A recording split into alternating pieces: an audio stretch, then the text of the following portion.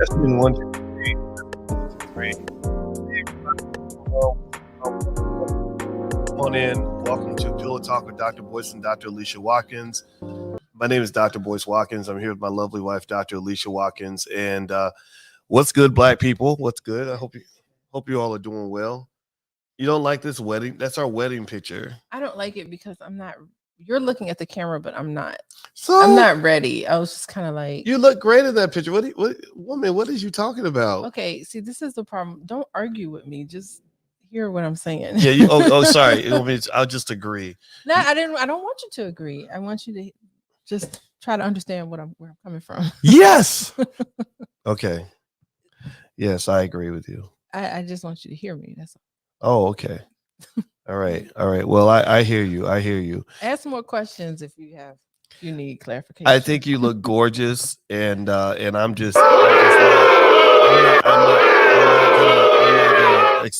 gonna accept the idea that you're anything less than absolutely beautiful in that picture. Well, like, ask me a question. Say, Alicia, what do you mean? And I'll say, okay, well, number one, I'm not looking in the camera. And number two, I'm not really smiling. And number three, I'm caught off guard. Okay.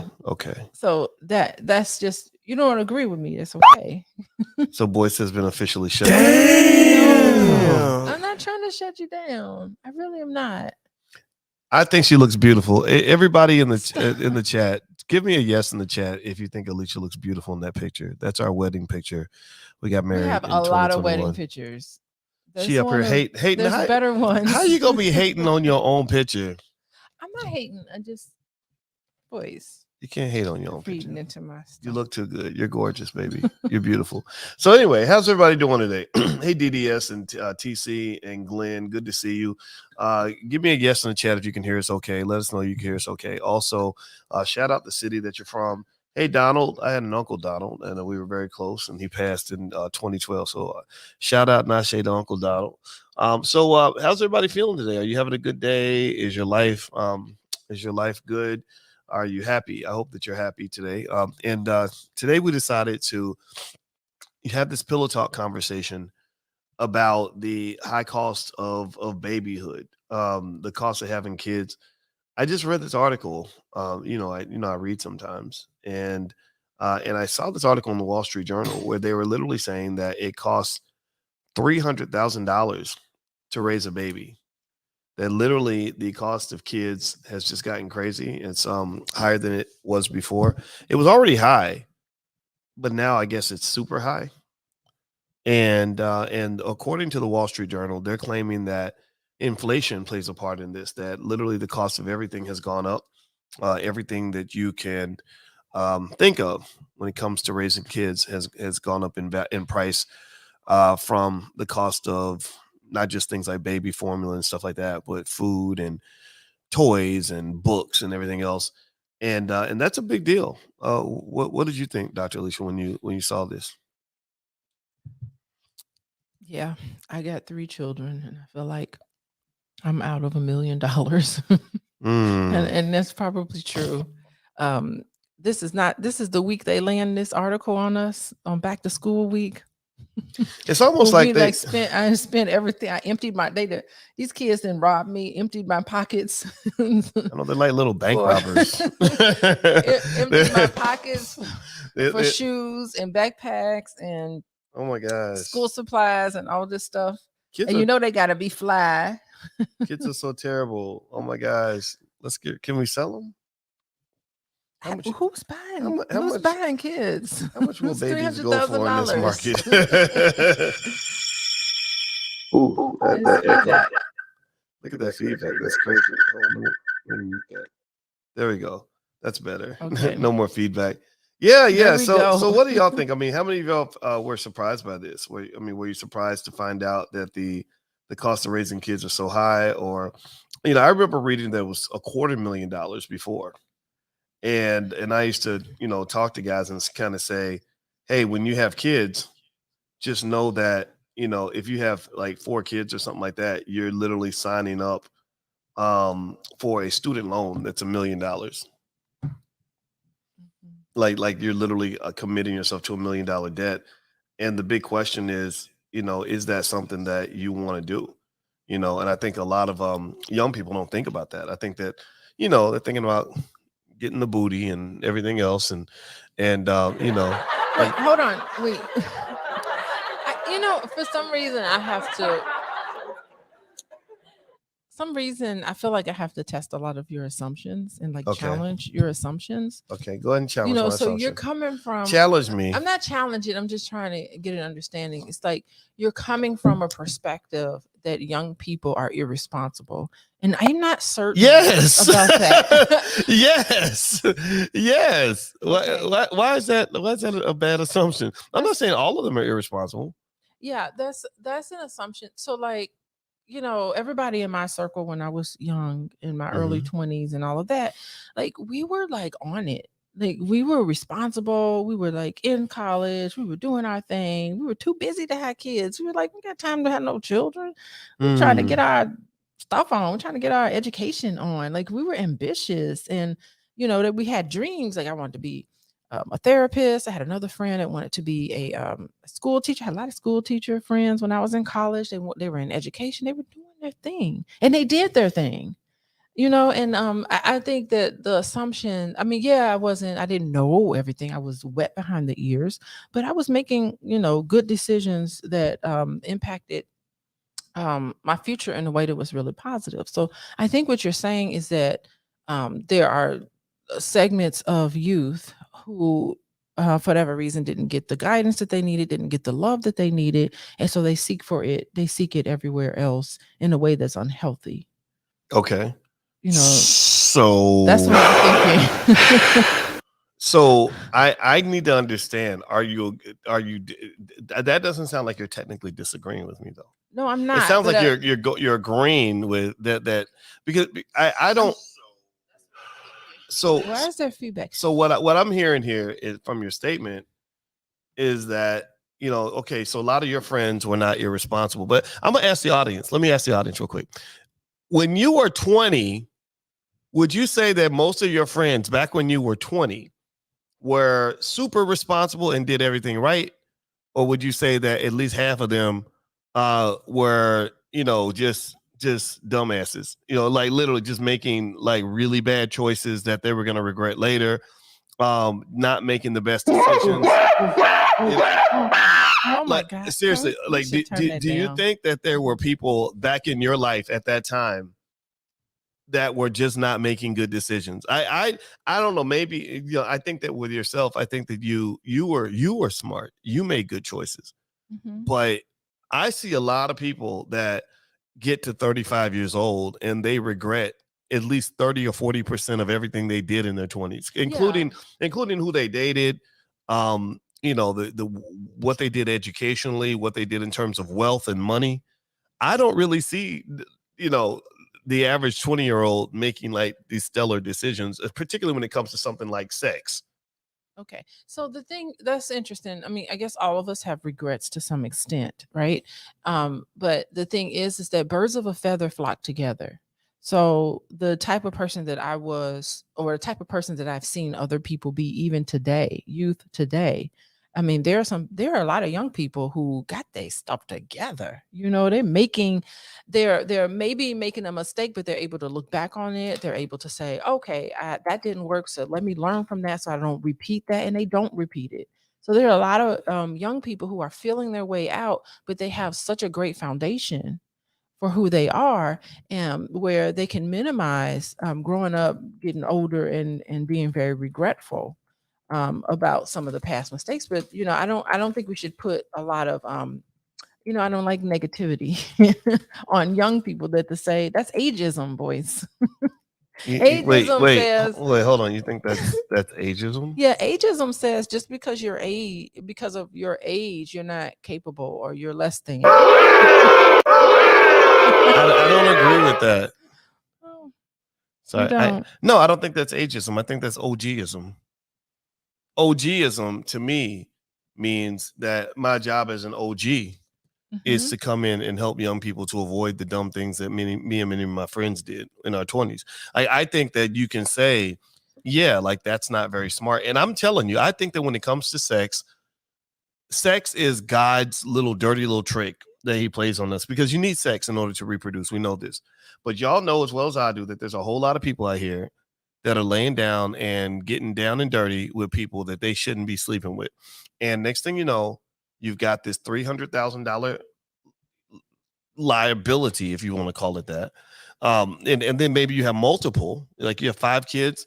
Think about this, everybody. 5 kids means you owe $1.5 million in you're $1.5 million in debt when you have 5 children. If you have 5 children with, say, 3 different men or 3 different women, you owe $1.5 million. How do you expect to be able to build wealth when you're starting your life in your 20s and you're $1.5 million in debt? Okay, so you're speaking to people in their 20s who have 5 children. You're speaking to or 2 or 3, right? Because it's $300,000 per child according to the Wall Street Journal. So you're in debt at that point. You owe hundreds of thousands of dollars. You just don't see it. And I believe that the thing that causes people to end up in that tough situation is because sex is very tempting. People think about sleeping. They don't do Planned Parenthood. They don't do Planned Parenthood. They think of, many of us think about sleeping with other people without even considering the fact that you might be playing with fire. That's my 2 cents. Okay, so you're speaking to people who had children. Are you saying, are these married individuals, or they had children out of wedlock? What are you saying? I'm talking about anybody who has done something that they regret financially. Like, so if you are if you're a baby's mama who's struggling financially, or if you are a single mom who's struggling financially, I would wonder if you thought through the fact that you had a child with this person.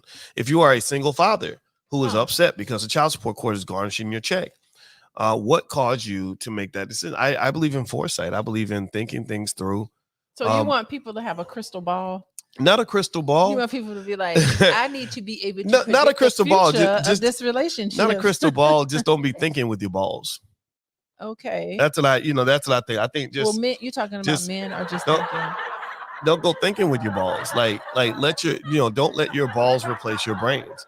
And I think, because I see a lot of guys. I know a lot of guys who, who lay down with women and they're just looking at the size of her booty, or they're looking at how good the sex is. And then when there's a baby, they're kind of devastated by that financially. Well, the thing is, what you're doing is that there are men, and maybe this is a problem. There are men who objectify women, because the statement that you just said is very objectifying. It's like men who just sit down, they don't care about the person. They don't care about the lady as a person. They don't care about a relationship. They don't care about a future with this person. You're saying that they're just looking at a body part that's objectifying women. So they're looking at this body part, and that's going to be enough to lay down with them. And you don't even know you're having a baby with somebody you don't know well. Is that what you're saying? I'm just trying to paraphrase what you're trying to say in a way. I think you made a great point. That was a great point, and that is well heard, and that is received. So that's a problem with objectifying. I'm gonna yeah, it is. And that's terrible. That's right. Yeah, go ahead. I'm sorry. Am I allowed to speak now? Whose turn is it? Go ahead. Continue your point. That is an awful thing, and it tells me that it tells me a lot of things, but it just tells me, and even for women, what do you think women are doing? Women are just like, oh, he looks good, or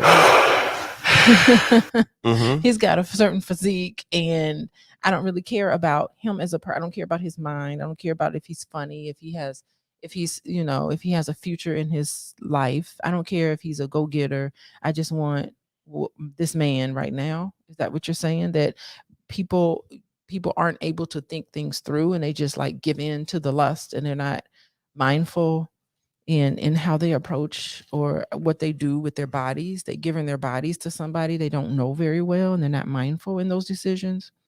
Okay. I'm just listening to you. Right. I was waiting for you to finish so I could respond. I believe that men, when we're not always focused, we can really be horny little, we can become horny little dogs. I believe that as men, I believe our penises get us in trouble. And it doesn't mean that you can't control that. I've always stated that I encourage guys to understand that sexual discipline is an important part of success and wealth and everything else. It's very hard to become successful and wealthy if you're chasing around every pretty girl that runs by you. But I know guys that don't have a lot of sexual discipline, and I don't know if they're encouraged to do that.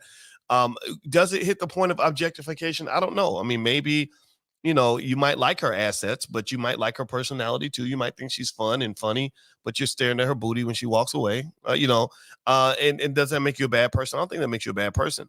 I think that when you can't look at the long game, like as a man, I'll speak for me as a man and other men like me. I believe that you have to value your seed, and you have to think carefully about where you plant your seed. And so I would encourage guys to kind of think that through. Now, same thing is true with women. Give me a yes or no in the chat. Everybody give me a yes or no if you've seen scenarios, or maybe you've been in that example where a woman was allowing a man into her bedroom and he shouldn't have been there. This man was a dirty dog. She knew it. She knew that dirty dog. I'm going to use the term dirty dog. You'll probably use a more clinical term because you're a therapist and you should do that. But I'm going to say dirty dog. When I saw Sierra dating a guy like Future, I'm like, yeah, Future's a dirty dog, because that's what he's famous for. He's known like people like, yeah, he got 8 babies, mama. That's the coolest thing in the world, right? Or whatever, however many he's got. No. Well, I think the world is backward like that. Like, I think that when people, especially younger women, are attracted to the bad boys and all that, they like all that dysfunctional behavior, and they don't think about what this is going to mean for my children. What's this going to mean when I'm taking care of this baby by myself with no help? I've just seen, in my years, a lot of moms that are good people, good mothers, and getting zero help from the father. And I have to admit, I am in that camp of people that says, did you think about what kind of father this man would be when you let him have access to your womb? Do you value yourself? Did you value your womb enough to say, I'm going to protect this because this is where my babies are going to come from.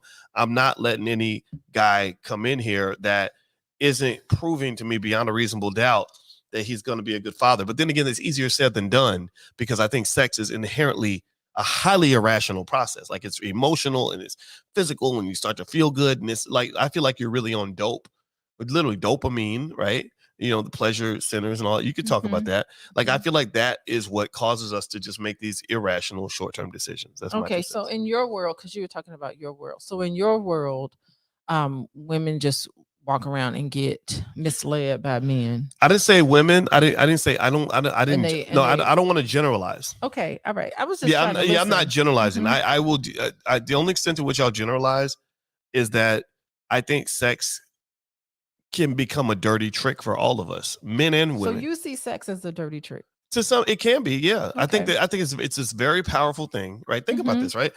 When you have sex with somebody, you're creating a human life. There's nothing more important on this earth that I can think of that you can do other than create a person. So sex is really powerful. Sex is important. All of us, in fact, give me a yes in the chat. Everybody answer this question for me. Answer this question. How many of y'all are here in this chat today because somebody had sex? How many of y'all can think of 2 people who had sex that caused you to be in this chat? Give me a yes. So we are all products of sex. I don't know if sex is a dirty trick, though. I'm not certain that I see it that way. Ahead. But I'm just interested in the fact that you see it that way. Yeah, I see it as like, because it tempts you. It's tempting. Like you kind of, you're like, you start feeling a certain kind of way, and you're like, ooh, I want to do it, but then I know I shouldn't. But you're thinking about maybe the pleasure you're gonna have. Like, am I crazy? Am I the only one who thinks sex is awesome? No, I'm not disagreeing. I like having sex with you. Understand. Oh, I would have had sex with you the first day I met you. Seriously, okay, but you didn't know me. It didn't matter. Okay, but that's the thing. Like, you didn't know me on the very first day that we met. And when you were talking about how youth make these decisions, were you including yourself in that? Yeah, I think that men and women are different. To just do. I felt I was in love with you when I saw your beautiful smile, and then I saw your curves. Oh yeah, I wouldn't have married you. Because I didn't know you. But yeah, if you'd been like, hey, let's go back to my dorm and get to know each other, I'd have been like, okay. And I don't think that makes me weird or crazy. I think, never said that. I didn't put a value on your thoughts. Yeah, I just wanted to know what they are. I mean, would it have been the smartest thing in the world to do? No, it wouldn't. That's why I say sex can be like a dirty trick. Yeah, I think like, it's part of our when you talk about culture, it's part of our culture that we have to be in this immediate gratification stage, that everything has Mm, to be um ooh, you have to just give in to lust all the time. And I was too busy. I'm too busy studying. okay. I'm in the library. I'm too busy studying to be thinking about that at that moment, you know? And and I didn't see a lot of eligible men. I didn't see a lot of men when I was in college, but that was my experience. Mm. No one on that campus tried to talk to me. I don't know I know. why. I never dated anybody I really think. Well, I have a theory on that. in college. I just didn't. And Well, by the way, I want to clap for you having discipline. I I noticed discipline. your I just discipline in college. I noticed that you were very focused, and that's one of the things I loved about you. Is I I I dated a lady in college that wasn't focused. She didn't want to make good grades. She was lazy and she wasn't that smart. So how did you make that decision to date somebody like that? Because I I'm was not just because I was curious. 20 and I wasn't that smart. Yeah, but And she had a nice booty, and that's how yeah, I was see, thinking back then. Right. That's just what you that's a do. But thing. that's what happens when you're young. You just make you don't Okay. you're not able to process things. That's why the OGs are important. That's why talking to your father is important. Like when I went to Syracuse University, one of the things my father told me when I went to Syracuse was he said, you're going to be a professor. You're going to be making a lot of money. Women are going to be attracted to you. But he literally said, and cover your ears. I'm about to use a cuss word because I'm going to quote him exactly. He said, don't fuck nothing on that campus. Okay. So And he was saying, don't mess with a student, don't sleep with any faculty members, don't sleep with anybody on the administration, because they will, the HR people will come get you for that. And I didn't. So that to me was an example of how mentorship from my father about sexual discipline was really important, because I had a fellow faculty member. His name was Adam Banks, and he slept with a student while he was allegedly he slept with a student while he was on campus, and they made a big deal out of it. And right when he was going up for tenure, they had him on. I saw him on the local news being charged with sexual misconduct or something, and there was no proof. It was just an accusation. But still, I remember when I saw that, I started thinking about my father's advice. Like, just don't even put yourself in that situation where someone can tell that kind of a lie on you. okay. So what you're saying is that your father told you that it's danger on campus. So your father instilled in you that that you have to look at your surroundings in a way where you are like in a battlefield, and Yeah, where you can't trust anybody. it's not about not trusting Or anybody. My father, but I will say you're right. My father is a soldier. He was in Vietnam. He's from the streets. He's had to kill people. So he probably would be on the paranoid side. He was a cop for 25 years. He loves Godfather movies. He loves, like Robert De Niro and stuff like that. Like he does think in that kind of way. And I personally think that it was beneficial for me because I have a unique experience in America as a black man. Okay. You're looking at left and right where black men were, when, especially in the 90s, I saw black men going to prison for 50, 60 years who were my age. I saw black men getting murdered by other black men. I saw black men being killed by the cops. So why wouldn't I think as a black man that I am at war and that I have to defend myself, Okay. So at every seeing available seeing opportunity? seeing things as a possible threat and having your surround. I mean, I don't know. I think it's like exhausting walking around the world like that. Just Mm. seeing the world in a way where, okay, is this person out to get me? Is this person threatening me? Is this person out to use me? Is this and it's like I think it's just so important to just develop really genuine relationships with people. And I've seen faculty members fall in love on campus and get married to each other and live a great life. I mean, I've seen that, and it didn't turn out in this horrible situation. So, but yeah, I see what you mean. I mean, there's a way to go about it when you have, because everybody on campus is an adult, right? Everybody is 18 and older. Everybody is an adult, and I get the power differential and all of that that makes it sort of wonky, but there's steps, there's things you can do if you fall in love on campus. I mean, lots of faculty spend many hours, 12 hours a day sometimes on campus. So it makes sense that you develop relationships and you start having feelings for each other. And there's ways where you can go to HR, and there's some possible things, but the biggest thing is to trust yourself. Trust yourself in the type of your ability to make sound choices, that everything is not a threat to you. Mhm. Uh-huh. Okay. By the way, everybody, you're listening to Pillow Talk with Dr. Boyce and Dr. Alicia Watkins. My name is Dr. Boyce Watkins. I'm a finance PhD. My wife is a doctorate in social work and a full professor. Also, she is a licensed therapist and a certified clinical trauma professional. So we like to get together on Pillow Talk and have the kinds of conversations that two professors would have against their pillows. So if you could do us a favor, please hit the thumbs up button, thumbs up, thumbs up, thumbs up, share.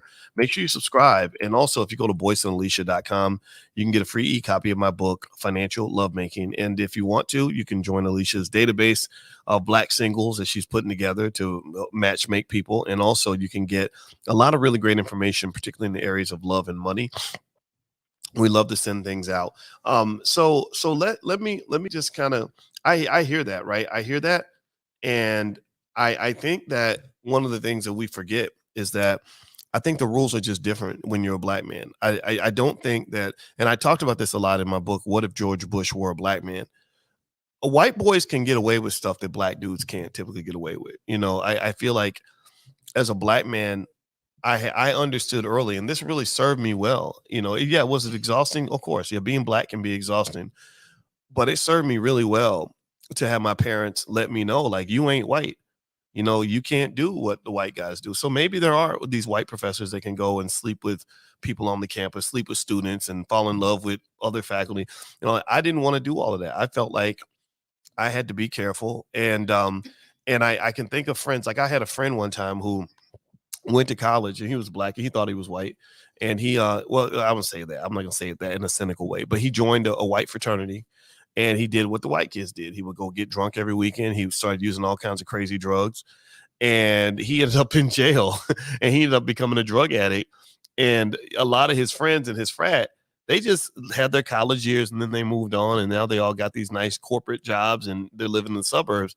He's still a drug addict. You know, he's still, you know, and I'm not saying that this is definitely going to happen to every Black man. I'm just saying that I think that just as a Black man, I've always known that the rules were different. If I'm in white society, I can't just do what a white man or what a white woman would do.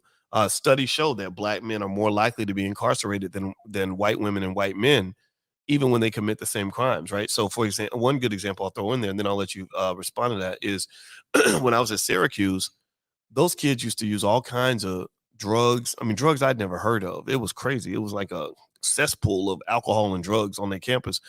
And I never once did I see the feds or the cops come in and raid any of those dorms and send any of those kids to prison for 50 years. But I did see Black men I know who, you know, dealt a little bit of crack in the 1990s who are still locked up to this day. So I don't know about if everybody else agrees, but I personally think that being Black means you do have to be careful. And yeah, you got to be a little more skeptical and cynical, and because if you don't, you get caught slipping, and then next thing you know, you're done, you're gone. So what do you think? Yeah, it's too bad that young people young people at a certain age, um, when you're in college or whatever, you experiment with drugs. A lot of young people do experiment with drugs, and um, sometimes it's sort of like the natural rite of passage is to kind of experiment. And it's unfortunate because in that scenario that you just laid out, it resulted in drug addicts. It resulted in and being less than ambitious and not being able to graduate and achieve your goals. And I think that's some of the tricky things about college, and even just being young and not having a sort of direction.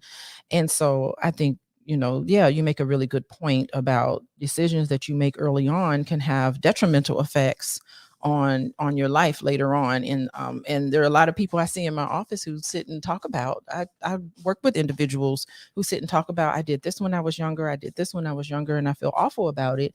And the key to that is to process how you were feeling at the time. What happened? How were you feeling at the time that you just made these decisions that turned out to be really awful? And a lot of the times, I find that a lot of people are looking for love. They're looking for Mm. love. They're looking for acceptance. They're looking for, somebody to show them things. They're looking for all of these that got them off of their goals. as a young person, a lot of people are, sad and depressed and have a lot of anxiety. All those things get in the way with you making really great decisions. But the key to that is, just because you have those regrets and you make decisions, it's not over for you. Always come back from it with better and brighter and wiser. Well, I definitely, will clap for the idea of being wiser. I think that is the goal for everybody, right? I think that your goal is to grow, from your experiences and become a smarter person. Like, I think my goal in life has always been to figure out life, because I Mhm. figured that if I figured life out early, I could I can minimize my regret. Jeff Bezos actually was one of the first people I saw that introduced me to that idea of regret minimization. And it reminded me of another technique we used to learn in mathematics back when I used to teach math at the University of Kentucky.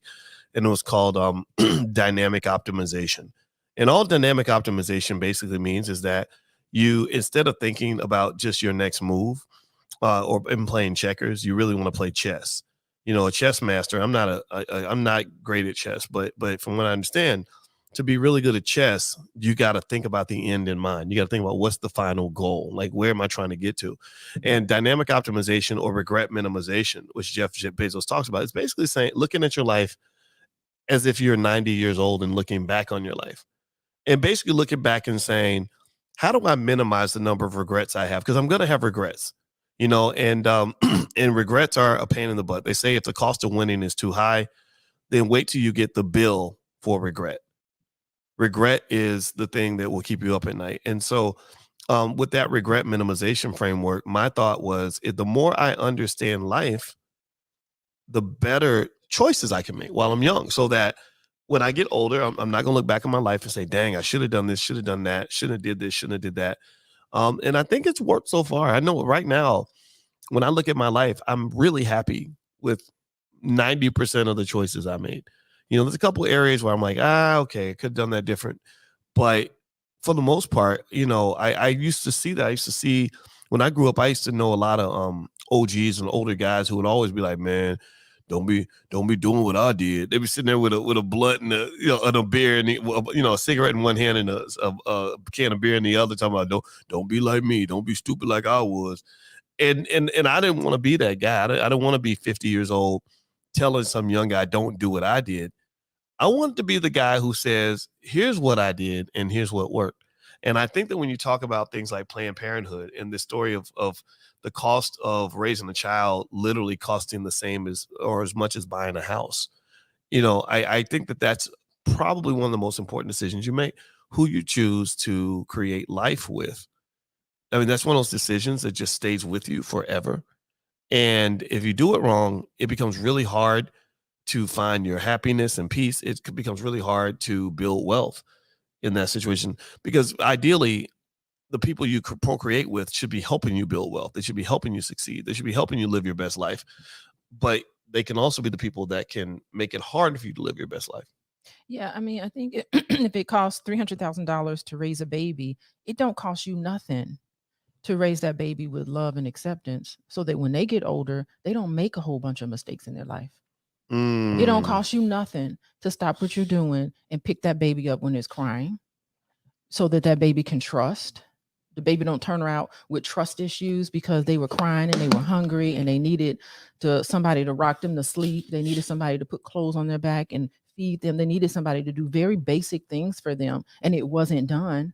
When they get home from school, they needed somebody to talk to them about all the things that happened in their day.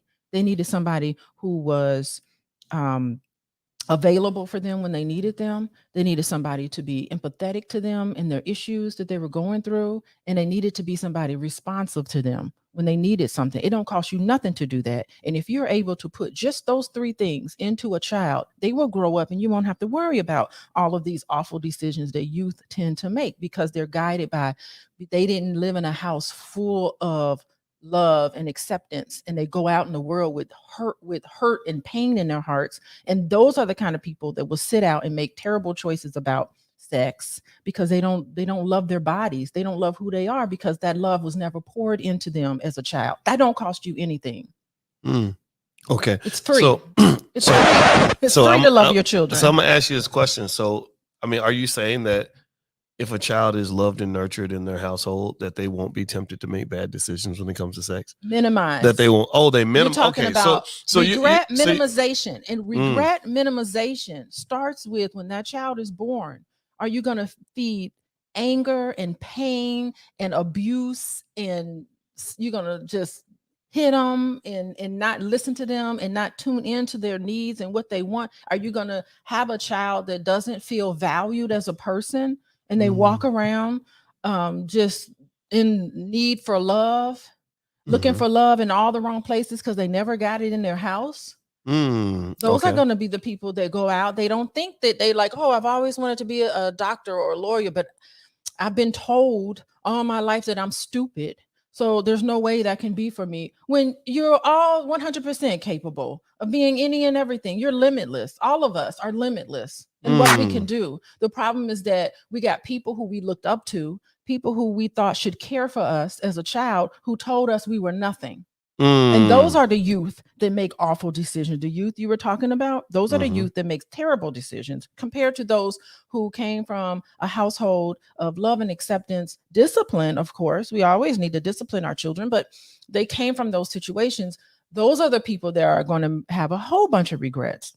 Okay. I like what you said. I think that that's a good point. I think that, so you're saying that loving your kids is a good way to help them make good decisions later, so they don't end up having $300,000 babies splattered all over the country. Exactly. Okay. And I guarantee you, Future, if I had him in my office, I'd love to have him in my office, by the way. If I had him in my office and I did a history on him, I guarantee you there's a history of stuff. Nick Cannon, all of them who believe that that is manhood. That is not manhood, to go around and have a bunch of babies by all these different women and think that that's manhood, and think that those kids are going to grow up whole.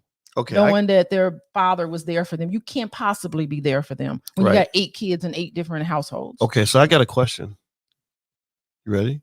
Yes. You said a lot about what's wrong with Future, and I don't disagree with you. And by the way, the rapper Future is who we're talking about. His name is actually Navadius Demun Wilburn. I would have just changed my name too. Yeah, we're gonna just call him Future. It's a beautiful name. Future, having a name called Future is awesome.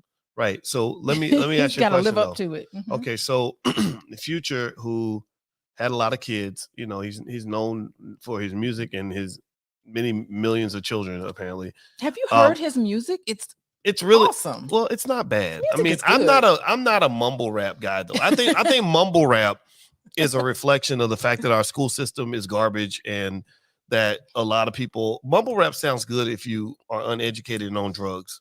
Like if you high and you can't read, or you don't want to enunciate your words anyway, I think that's where mumble rap sounds really great. But you know, so I admit I'm a fan of lyricism. You know, I'll sit and listen to a Kendrick Lamar because Kendrick is saying things that challenge my mind. Right. He is an artist in that regard. It's Future. I'm not gonna say he's not an artist, but I'll just say it's not my style. But yeah, he's the father of 8 kids, each with different women. So he went 8 for 8. He went 8 for 8. Wow, that's pretty. Hit the bullseye on that. So Future has 8 kids with 8 women. He adopted the son of one of his mothers of his daughter. In October 2013, he was engaged to Sierra, who's the mother of one of his sons. Let's see here. He's been sued by some women claiming emotional and behavioral issues and abuse. Yeah, so that tells you there's something, he's struggling with things. Yeah. And okay. It would be not, it would be so beautiful for Future to turn it around. Is not, his future still looks bright to me. Be great for him to turn that around and really. Future has a bright future. He does have it. It's bright anyway because he's successful in what he does. But I'm wondering how successful he is in his personal life. I'm sure it's very chaotic. I'm sure he's got a lot of content to rap about. Just based on his life. But it would be nice. I would love to see all these individuals who are public, who make less than ideal decisions to turn their life around. They probably won't be as successful because we've talked about the music industry and how they promote all of these negative stereotypes. But if he turned himself around, he would be a great beacon for a lot of individuals like him to turn himself around. I think, it would be wonderful inspiration if he were to get in touch with himself and his music. Actually, honestly, I did listen to, I judge before I listen sometimes. So I did, I have teenagers in the house and they like Future or whatever. And so I listened to his songs. They're really not that bad. I mean, well, sometimes he has something really good to say in his songs. And then the next verse would be something really ratchet. So you have to kind of, you're like, oh, he done messed it up in the second verse. But, there's something there for him. There's something in that. He's talented, I think. Well, I'm not going to say he's not talented. And I think that one of the things we got to think about as a people is we have to get past this idea of feeling that because somebody's talented, that makes them automatically a successful Black person, or that we should applaud the talent and ignore everything else. Like, I think that when you look at the way hip hop influences the thinking of so many young people, I see young people out here, they get the same tattoos as rappers. They speak the way the rappers speak. They dress the way the rappers dress. And then the music, if you listen to the music, it's promoting drug use and criminality and bad choice, disrespect for women, bad financial choices.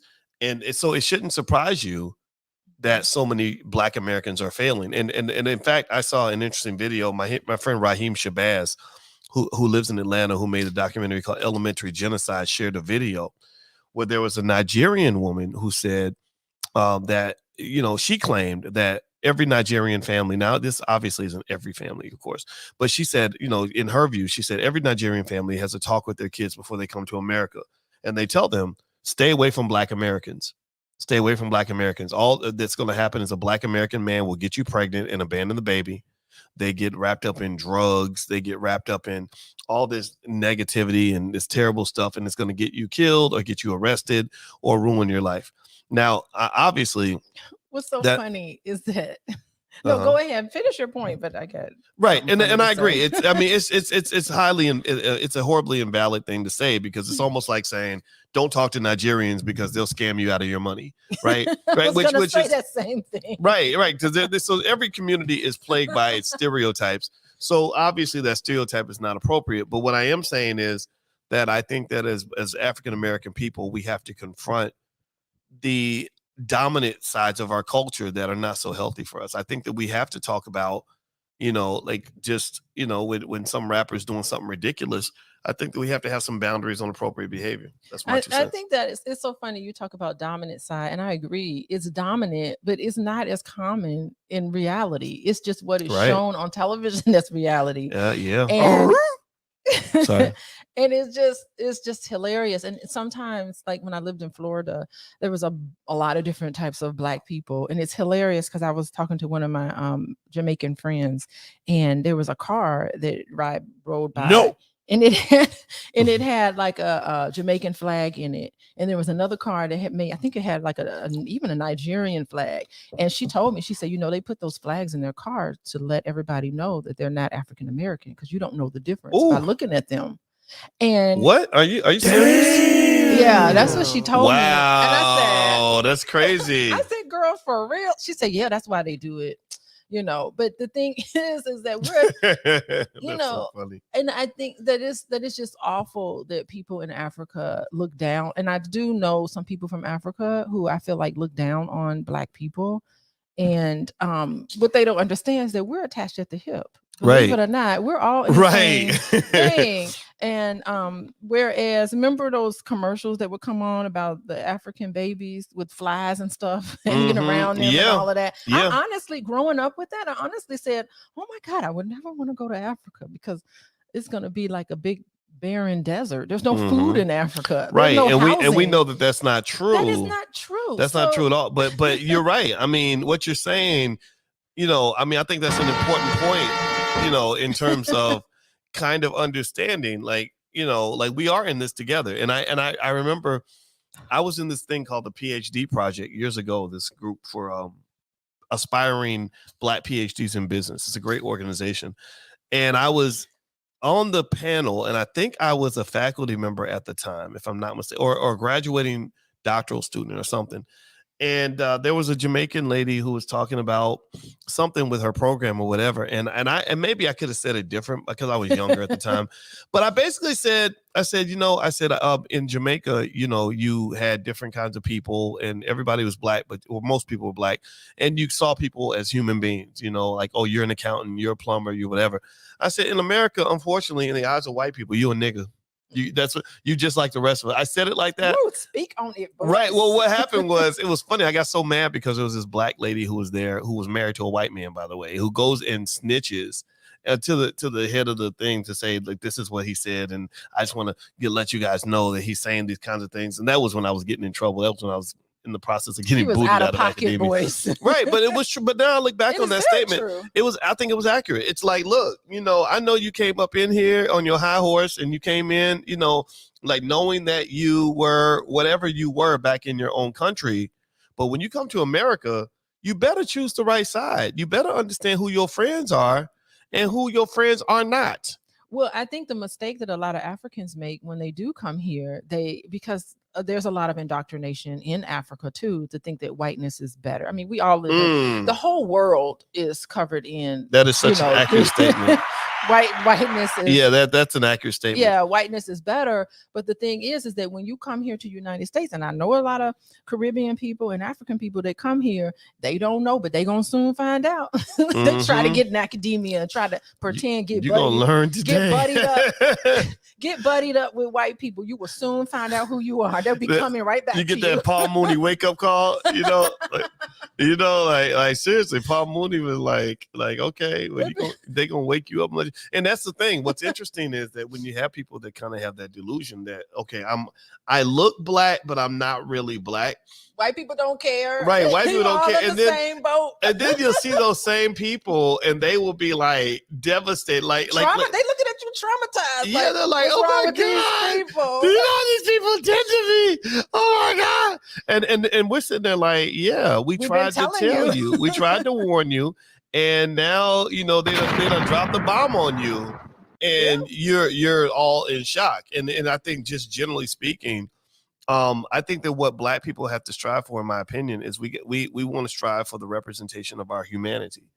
I think that's what we're fighting for. Our humanity means that, you're going to have some black people doing things that might be a little ratchet. But you also got black people who are scientists. You got black people that are hardworking mothers and fathers. You got black people that wouldn't hurt a fly. You got black people out here that are doing amazing things. And in fact, that's part of what, when we talk about the All Black National Convention and all that, those are the people that I see. Like, you and I will bump into people that follow us all around the country, and they are doing amazing things. And it really frustrates me that these amazing things that these people are doing are not being given the attention that they would receive if they were behaving like a walking stereotype. Well, the revolution won't be televised. The revolution will not be televised.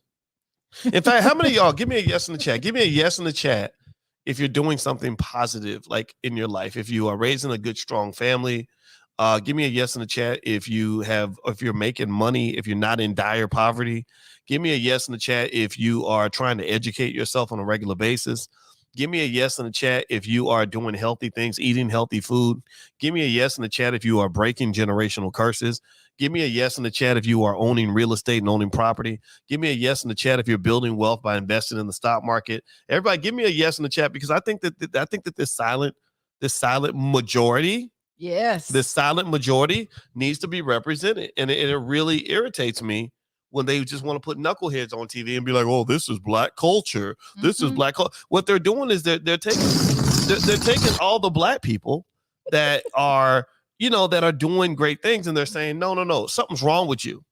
Like, you're not really being black. You actually read books. Black people don't do that. And then you're like, dang, well, I'm reading a book. I want to fit in. So I'm gonna pretend to be dumb so I can fit in with what people have told me is the culture. Y'all got to understand that is propaganda. That's how propaganda works. Propaganda, Judge Joe Brown, who we both love, we met him. I love this man immensely. He tells the best stories. Judge Joe Brown studied under a Russian lady who was an expert on propaganda. And one of the things that he said about propaganda is that one of the goals of propaganda is to make you believe that you are isolated, make you believe that you are the only one. And so part of the reason I had you all do that exercise and put that yes in the chat, if you're doing certain things that are very positive, is because I need you all to know, like, you ain't the only one. You're not the only one out here that's doing good things. There are so many people out here like you. And so part of the reason we do things like the All Black National Convention is we want to draw attention to that. We want to bring you together so you can literally become an army with each other. You can really support each other, have each other's back. So anyway, I'm going to take a little moment to let you guys know to just. And then I know you got a lot to say, babe. I know you got a response to that. So before we get to your response, I want to let everybody know you're listening to Pillow Talk with Dr. Boyce and Dr. Alicia Watkins. My name is Dr. Boyce Watkins. This is my lovely wife, Dr. Alicia Watkins. I know I'm the guy who talks too much. And and by the way, Dr. Alicia is a licensed therapist and a couples counselor, and also she's a full professor of social work. If you want to learn more, you can go to boyceandalicia.com. And also that right there is the All Black National Convention. The All Black National Convention is a great event. It is the premier gathering of all Black people who want to change the world. And we created this convention because I wanted to see our people come together and get an opportunity to really support each other and things like that. And so if you want to learn more about the convention, you can actually go to allblacknationalconvention.com. And I'll put the URL on the screen. The convention is going to be October 28th through the 30th in Charlotte, North Carolina. And so if you want to attend the convention, we have a whole children's track. We're going to have speed dating and speed networking. We're going to have panels on everything from crypto to politics to stock market investing to relationships. We're going to have experts. We have billionaire Mike Roberts coming in.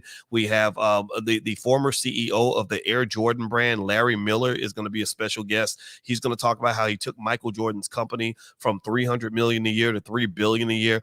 These are first-class people, and the requirement for any of them to be invited is they had to be Black first. We have many celebrities and mainstream Negroes out here that want to come to the convention, and we say, look, you got to meet the qualifications. And so, and being on TV is not enough of a qualification. I wanted Larry Miller there because Larry Miller is a good guy. He cares about the community, and he knows some stuff that Black people can benefit from. So that's just one example of the types of people that are going to be there. I guarantee if you come to the All Black National Convention, you will walk away transformed. You will walk away connected. You will walk away elevated. You will walk away full of knowledge and opportunity and possibility. And your kids are going to be ready to take over for the next generation. So if you'd like to learn more about the convention, just go to allblacknationalconvention.com. And also, if you'd like to, if some of you already know about the convention, if you want to be a vendor, you have a Black-owned business, there are plenty of people there that love to buy Black and support Black-owned businesses. You can go to abncvendors.com. That's abncvendors.com. And so write this down too. If you want to get a discounted hotel room at the Sheraton, downtown Sheraton, we stay in classy hotels. We're not going to have you staying in the Motel 6. You can go get a discounted hotel room at abnchotel.com. Our staff has been working very hard on this convention all year round. No corporate sponsors. This is not Black Liberation brought to you by Walmart or Black Freedom. Black Freedom brought to you by McDonald's, Chase Bank, or by Chase Bank. Right. This is funded and supported by the community. So that means that we're not afraid to invite people like Rizza Islam, who is going to be at the convention. We're not afraid to invite people like Queen Afua, who blew it up last year. We're not afraid to work with rappers who are trying to do good things in the community, like D1 and Killer Mike and David Banner, who've all come to the convention. We are going wherever the solutions lie. And also, last point I'll make on this is one of the great OGs, Dr. Claude Anderson. We gave him our Lifetime Achievement Award at the last convention, and we at that moment renamed the Lifetime Achievement Award the Dr. Claude Anderson Lifetime Achievement Award, which we're going to give to somebody in our community every year who deserves to be honored and respected. We are tired of our best people being put last and our last people being put first. We ain't going to tolerate that no more. So that's what the convention is all about. So you can go to abnchotel.com to get your discounted hotels, abncvendors.com to get a vending spot or to become a sponsor if you'd like to do that, if you want us to advertise you on this platform. And you can go to allblacknationalconvention.com to learn more about the convention. All right, so my wife has something to say, and I did all the talking. I'm sorry, baby. I just want to apologize publicly for doing all the talking. Yeah, but it's not going to stop you from doing it. You're going to apologize. Oh, my God. You're going to turn around and do the same thing Dang, you are so correct. So it's okay. You're so right. You're Listen, so right. I just want to let you know. I just want to let you know is that I accept you. You accept me? Yeah, I accept you. You love me? You just a run-on sentence. That's okay for me. That's all right. That's so funny. Before I respond, I just want to say I think I don't know. We're getting mixed. I don't know how people feel about the noises. All of the noises that you're making. What is it called? The sound effects. I think they're kind of cool. By the way, I think it's so adorable that you are just so into the sound effects. Oh my God, I'm cheesing like a 10-year-old. It makes me laugh because you get into it, and it's so funny to me. Anyway, so I just want to say that it's okay. You're okay. You are okay in your sound effects. Well, Keep it going. I love you too. Go ahead, baby. Now you had a lot to say, and I just did all that talking, so I'm gonna be quiet and let you make your point. The problem is that like I lose the thought. Like if I don't say it immediately, it's just like you just put me on something else. You made some notes. I did make some notes, so I think I can articulate what I'm trying to say. Okay. So you mentioned, let me see if I can get it right. You mentioned that there are a lot of Black people who are doing really wonderful things and they're isolated from each other. Okay. Right. And the All Black National Convention is our quiet and silent revolution where we all kind of come together because you're not going to get mainstream acknowledgement or even kind of press, whatever. You're not going to get this mainstream thing, which is fine. And I think that that's the whole goal of it, right? Isn't that the purpose of it? Like, I don't think we need to be telling the powers that be what we're doing. I think that we should allow. That's a good point, by the way. Yeah.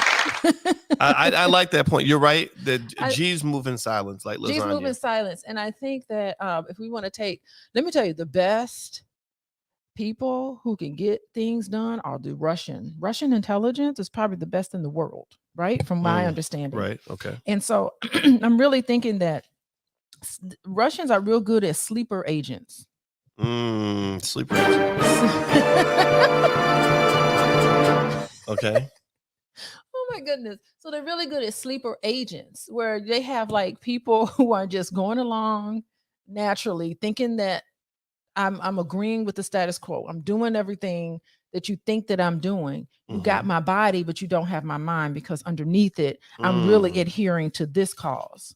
And so maybe our purpose in life is to be like, it is what it is. I'll go to work and do whatever I need to do. Let them think they winning, let the dominant society, I'll just call it the dominant society, think they winning in their agenda, but actually they're not. That's the best way to strategize in terms of getting your needs met, because the problem with, if I should say, the civil rights movement, there are many problems with the civil rights movement. But one of the problems is that they were too vocal. They were like, here's what we're going to do. We're going to march on the street. We're going to do these things. We're going to let you know our plan. When you watch a movie and they lay out the plan, we know it ain't never going to happen. Oh my God. You're so right. Did anybody ever notice this? Like how on Scooby-Doo, whenever I learned this. Announce the plan. I learned this when I was a kid. I picked up on this when I was little. Whenever they would announce the plan. Here's what we're going to do. The plan would never work. It don't ever work, and it doesn't work when you just let everybody know. So this is our slow way of we're gonna announce our plan at the convention. Okay. But we ain't gonna announce it before then. We ain't gonna announce it, before then. At the convention, you don't know what you're gonna get. Well, I think get a plan. I think that's a really good point that you make. I mean, I like, and that's true. I mean, I think that it's a matter of figuring out. I mean, some of the plan has to be marketed so you can mobilize people, so you can get people to rally behind something. But what you say publicly should not be the same as everything you say privately. And and really, when you go back to what you were just referring to, which I think is a great point.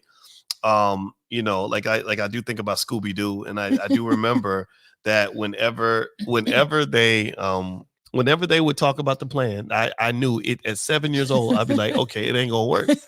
And then it's always the plan where they whisper in somebody's ear and they say, that's the plan that's gonna work. That's the plan that works, because then they surprise you at the end. And I think that for Black people, we don't want to be the Scooby-Doo. We whispering right now. We got to whisper a little more. And I had a guy on the show not too long ago named Mike Roberts. And you and I both know Mike Roberts, and we love him. He has that great party in the Bahamas. I can't wait to go to that party. So Mike is a billionaire, and Mike came onto this channel actually, and a couple of times. And one of the things that he said that I thought was really interesting was he said rich people are loud, wealthy people whisper. Mm-hmm. You know, and Yep. and if you think about it, you know, a lot of us see the loud rappers on TV, and I think when I listen to Mike Roberts speak, I remember thinking, okay, I get it. When you're wealthy or when you really have a true power plan, you ain't got to scream and holler. You don't want to be out here, you know, like out in the street, you know, out here That is so embarrassing yourself, loud.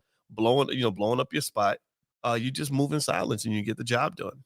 I'm gonna turn the sound down a little bit. It's a little too loud. I love your noises, by the way, Yeah, but I do, but it's yeah. a little loud.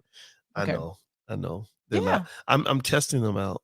I love it. I Well, say keep it going. Double down on the noises, on well, the you know sounds. what? I think the noise. I like it because it makes it interesting. It gives It- me a way to express myself. I'm an artist, you know. But and I'm yeah. sensitive about my stuff. So I would say, as Mhm. Black people, generally speaking, I think that it's very important for us to understand the importance of making a plan. Number one, and then when you make a plan, you ain't got to tell everybody about the plan. And I think everybody listening, same thing is true in your life. You know, sometimes we will make a plan, and because we're not fully convinced that the plan is going to work, we'll start seeking validation from people who are completely incapable of validating the plan, who don't have the skill set to even know if the plan, someone don't have the vision to even see the vision God gave you. I mean, God gave you that vision. That's your vision, but you're trying to convince your mama that it's going to work, and your mama don't get it, so you don't do it because your mother talks you out of it, or your husband, or your whoever. And I would just say that, you know, sometimes when you get that divine vision, that divine plan, you have to keep it. And this is what I do actually.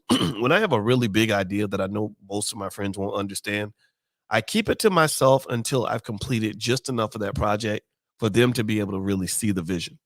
And then when they're like, wow, what is that? That's amazing. How did you do that? I say, oh, this is what I've been thinking about, and this is where I'm going to take this.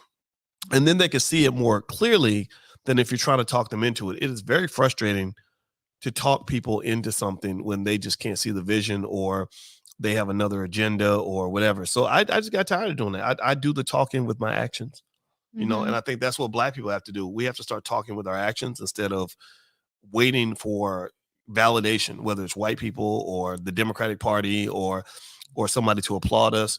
You don't need all of that. Just move. Yeah, and not only that, I'm just gonna I agree with you 100%, but I'm also gonna say God has a plan for future too. God Mm. also has a Are we plan for still the we're still people talking who. about Future, the Well, I'm rapper? saying is that you have put future in this category of not making good decisions and ratchetness or whatever. And Mm. I'm saying even though we look at people and we see some of the decisions that they make, and it's not basically the decision that you would make, but I think that they have a plan too that they're carrying out. All of us do. Well, I'm not gonna say he doesn't have a plan. I mean, Mhm. I It's mean, a divine plan, by the way. but planning It's a 8 kids, divine plan. planning 8 children Hmm. is not. I, Hmm. I'm not saying that he doesn't have a right to live his life or that he can't do something good. I'm saying that, you know, I see people that look at this and they think that this is an okay set of choices to make, or they or we don't want to talk down on, you know, on unplanned parenthood. Like we want to sort of just act like it's not a big deal and we overlook the error. And I think it's a mistake. I think that there has to be an honest conversation about how children out of wedlock is the quickest way to poverty that there is. The lowest net worth in America is the net worth of a single Black mother with children. And then right there with her is the single Black father with children, because child support courts will rip through your whole entire income. So maybe Future has enough money to pay for those 8 kids that he has or whatever. And I don't know about his situation. I don't care about his situation. What I'm saying is that he's a good template and an example of what not to do if you're really trying to build wealth as a normal human being who's not an internationally known hip hop artist. Yeah, and I hate to be fatalistic in my thinking. I know sometimes I dip into fatalism.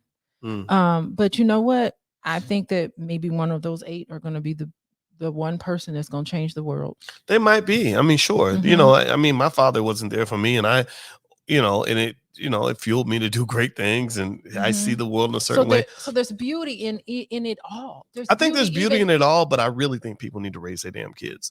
And I think that Mhm. that more often than not, splattering your seed all over the country leads to more bad than good, more harm than positive. I mean, because think about this. We're having a whole conversation right now in this country about Planned Parenthood. And I think that if we're going to talk about Planned Parenthood, then cool, let's really plan some parenthood. That means that I'm going to talk to my son or my daughter and say, hey, look, if you're trying to build wealth and become successful, who you mate with is going to be a huge part of that. You mate with the right person, you might hit the jackpot. Great things will happen. Possibilities will emerge that you never had before. Think about it. You and we mate together, and we're doing work together. You make me better. I make you better. We benefit. We buying assets together. We're building, a legacy together, right? But you mate with the wrong person and go in the opposite direction. Yeah, and let me just say something.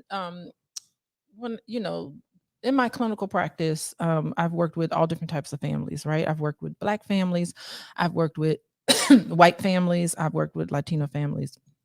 For the most part, those are like the group of families that I've worked with, and I do see some trends along racial lines. And one thing can proudly say with the Black families that I've worked with, compared to a lot of the white families, and even to Hispanic families, pretty much, I noticed that the fathers take their responsibility of fatherhood very seriously among the Black families that I've worked with. And when I have conversations with them about that, they say, well, my father wasn't necessarily there for me, and I'm going to make sure I don't do that for my family. Or it was, I hate this awful stereotype about Black fathers abandoning their kids and not taking responsibility. And he's like, you know what? I'm not going to be one of those fathers. I'm going to end this here, and I'm going to take my position as a husband and take my position as a father very seriously. And I would have to say, across the board, the Black fathers and husbands that I work with are holding it down way more than a lot of the white fathers. Just be like, I'm going to shout work out to the Yeah. shout out to the Black fathers that are, and I love that, right? Like, it's love beautiful. And I mean, I can't say, I mean, I wouldn't make a comment on that, but will say that I'm really, really impressed with the level of commitment that a lot of the Black men in particular are doing. And trend wise, I hear that so much more among the Black families than I hear even among the white families. And then you talk about sexist, some of these, Lord. Well, you know what? I love it because what's really going on in my view, just from me kind of looking around and being, trying to observe what's happening in the community. I feel like there's an awakening, there's a consciousness about family, and because we're in the rebuilding phase. Yes. We're developing our own Marshall Plan to make up for the destruction of the crack cocaine era, the war on drugs, mass incarceration, all these things that destroyed our families. And you have so many good people, men and women, who are consciously thinking about these things and confronting this. And then on the other side of that, you have, unfortunately, children that are part of the aftermath of that. Like when I watch a show like Love and Hip Hop or whatever, where I see young people just making these crazy relationship decisions that are going to ruin their lives, in my view, if you listen to their stories, a lot of them, it's far, it's more often than not that you'll hear them say, oh, my mama was on crack, or my daddy was in prison. Most of them don't have a father. And so, so these challenged, I think, chaotic relationship choices can come from not having the stability and structure that they deserve.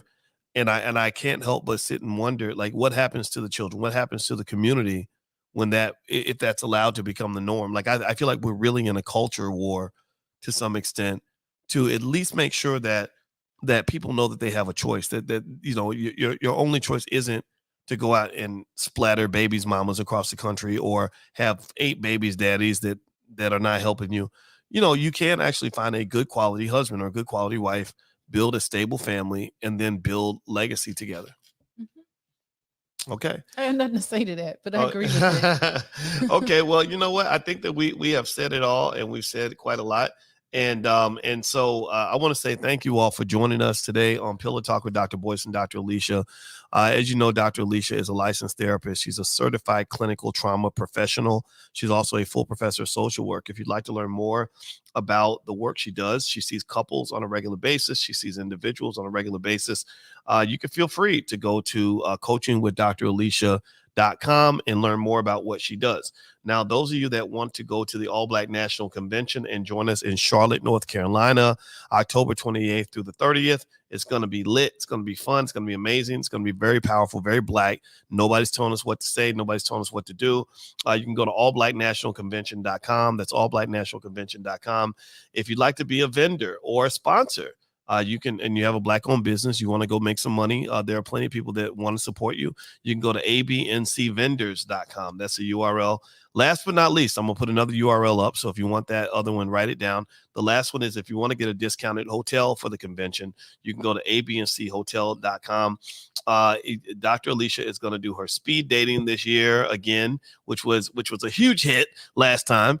And we're going to do speed networking. We're also going to have I'm going to do a training on how to invest in the stock market. We're going to talk about stock options. We're going to talk about relationships and politics. We're going to have people like the former CEO of the Air Jordan brand, the chairman of the board, Larry Miller, who's going to talk about how he scaled the Jordan brand from $300 million a year to $3 billion a year. We're going to have billionaire Mike Roberts. We're going to have people like Riza Islam, who's a powerful activist. We're going to have Maj Touré from Black Guns Matter. It's going to be really awesome, and I hope that you can join us. If you are pro-Black, then this is the place for you. And we make no apologies to anybody because we believe that our community is going to win, and we're willing to do whatever it takes to get us there. And we believe that we can do it ourselves. So God bless you, everybody. Thank you all for listening. It was great. And I want to say thank you to my lovely wife for yet another beautiful podcast. So everybody, take care. Please have a wonderful day. And don't forget, you can find this podcast on Spotify also. If you look up the Dr. Boyce Breakdown on Spotify, you can listen to the podcast there as well. And we are out. Have a good day. We'll talk to you soon. Peace. Bye.